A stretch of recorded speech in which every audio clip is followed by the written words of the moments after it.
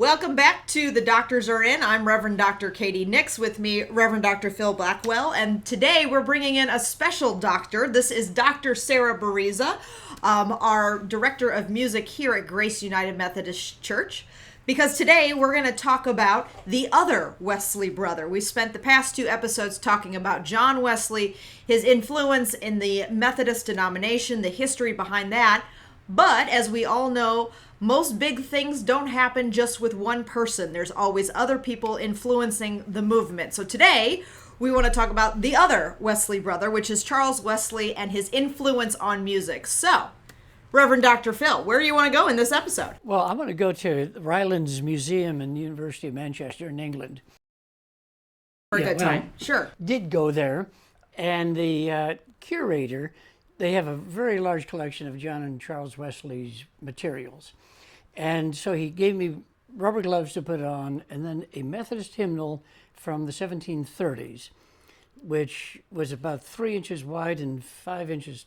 And did it have the plaque in there for who donated the hymnal? Because in all Methodist churches, there's always the sticker that says given on behalf of. It didn't have that, and it often did not have words on pages because the printing was not that dependable. So he gives me the book. He holds it open to me, and I look down, and there in Charles Wesley's handwriting is his first take on Hark the Herald Angels Sing. Oh, my goodness. And I looked and I thought, there must have been a time when that did not exist. I can't imagine. And yet here it is, yeah.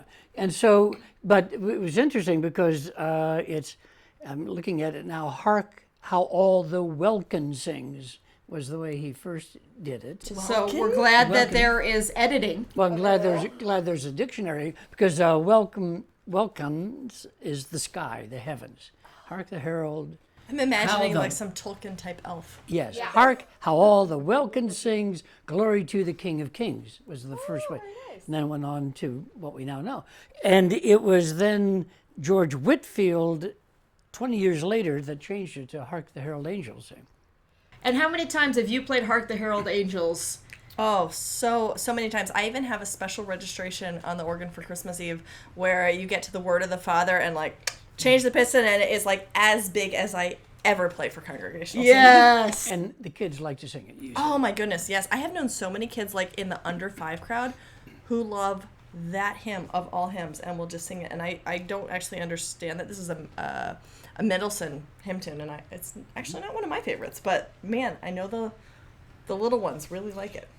And the Mendelssohn hymn tune was 100 years later, after the poem. So for Charles Wesley, it was on the words, the poetry, and like any good music in those days, whatever music you could sing it to, you keep the poetic meter going. And so it could be a pub tune, it could be a secular tune, which I don't know if Mendelssohn's tune was actually meant for a religion setting or something. So anyway, there was a time when there weren't hymns written by Charles Wesley, and then he wrote about 6,000 of them. I would say there's quite a catalog of them, yes. And now we would like you to play all 6,000 of them right now for this. We're going to start a recitation. It's going to be a fundraiser for the church, and we're going to the next like 6 weeks. Yeah.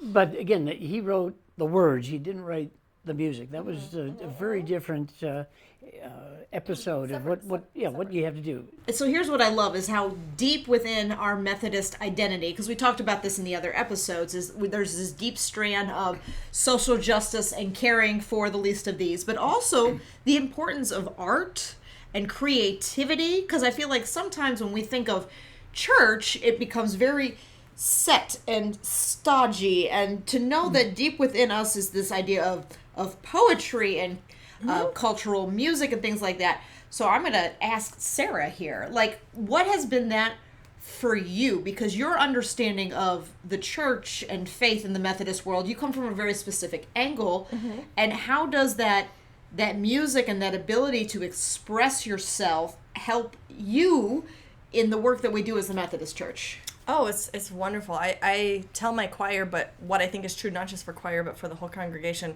which is that when we are singing congregationally, we are literally embodying our community. We are breathing together. We're exhaling together. We're singing together. We're moving our bodies together, and we are doing what is community.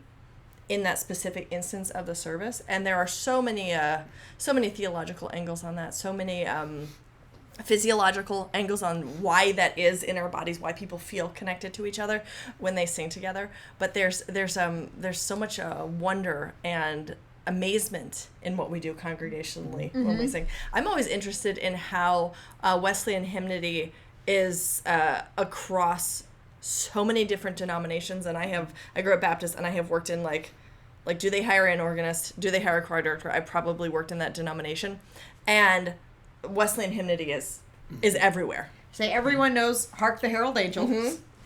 What are some of the other famous, well-known ones that Christ Charles? the Lord is risen today. Christ the Lord is risen. Everybody sings that. Love divine, all loves excelling. But remember that both John and Charles Wesley were Anglicans their whole lives. They didn't start a new church. They were doing a renewal movement within the state church, in large part because 95% of the people couldn't go to church on Sundays anyway because they were working 7 days a week, and they couldn't buy a pew even if they showed up. So most of the Wesleyan worship was outside in the open pit mines of Cornwall, or outside the factories in Durham, or the open marketplace in Wolverhampton. And in order to teach the theology, which was specifically Wesleyan theology, they had to get people to understand the words and to sing the words because they couldn't read, and there weren't any hymnals anyway. Now, this is what was the basis for millennia for teaching people all sorts of religious and cult and cultural things. Learn how to sing it together, build a community, and Bond together through the singing. yeah. So it would be important, as you were saying, to see that Charles Wesley made actually a bigger contribution than John Wesley to the overall Christian domain, because his music was singable everywhere. John's sermons weren't preachable all I love reading like older novels, like I'm thinking like Jane Eyre, Charlotte Bronte era of novels, where you have these very refined people and they're like, oh, those Wesleyans singing, I hear them singing again, and it's like whatever open air thing, and it's like always these very fancy ladies who are like, and I'm thinking, but it's such a vital thing in the culture. What's memorable? What's something that helps people take? I don't think, and you can correct me here, Pastor Phil, I don't think anyone has gone home and repeated any of our sermons. But how many times and how young at an age kids can start singing "Hark the Herald Angels," "Christ the Lord." I mean, at the end of the day, nobody stands up and claps for our sermons. Well, at the end of the day, we can make this happen. No, but what do the little kids go home and sing? They go home and they sing. That's how they begin to be introduced to faith and these ideas. You go to Lincoln College at Oxford University. Outside a stairwell that went up to John Wesley's room, there's a plaque. And this is what it says: John Wesley's instruction for singing hymns in Methodist worship settings. Let the songs be loud and cheerful, and no chirpings or pewlings. I love it. I don't know what a pewling is. Pewling is I'm sure it doesn't sound good. Is whimpering. Oh. So be aggressive in your. We never have any whimpering. No, but you can start your choir rehearsal. Let the songs be loud and cheerful, and no chirpings and pewlings. And so that's but if you're out in the open pit mine and there are 10,000 of you might as well be loud. Yeah. So I'm wondering, I'm thinking, okay, well, you can't take an organ out to the open pit mine. So a lot of these poems were meant to be sung, is it a cappella? Is that the idea? Yeah. Okay. Oh, yeah. A call and response. Or like lined out, so you sing a line and then the congregation sings that line and then you sing the line again, and then like the leader so you end up having the stanza be twice as long because each line is repeated. Interesting. Very different from how we do it now. Well, yeah. I have to confess that one of my favorite hymns is not Wesleyan. I know. But it's Once in Royal David City. In part because it's singable, but in part because of its setting. Christmas Eve at Christ Church College in Cambridge, on the radio, internationally, which would make it 10 o'clock in the morning here. And it starts with a child singing a cappella from the balcony, Munson Royal David City. And then the choir joins in the second verse, and then the whole congregation. And then the service continues for the next hour and a half. And that's my Christmas, is 10 o'clock on the morning of the 24th. So many church workers, that's their Christmas Eve service at 10 o'clock in the morning. Yeah, and that was written by Cecil Francis Alexander, wrote it down. And if you go to the Anglican Church in Derry in Northern Ireland, you discover that it's a she, I wouldn't have thought that with Cecil Francis, but she was the wife of the Anglican Archbishop in Derry. And she wrote all sorts of songs for children. And so Munson Royal David City was for children. She wrote All Things Bright and Beautiful. Lovely. And then she wrote Jesus Calls Us Over the Tumult of Our Life's Wild Restless Seas. For children, I thought, geez, I mean, the kids are scared enough with that. Yeah. Not singing that for my kids, sorry. Yeah.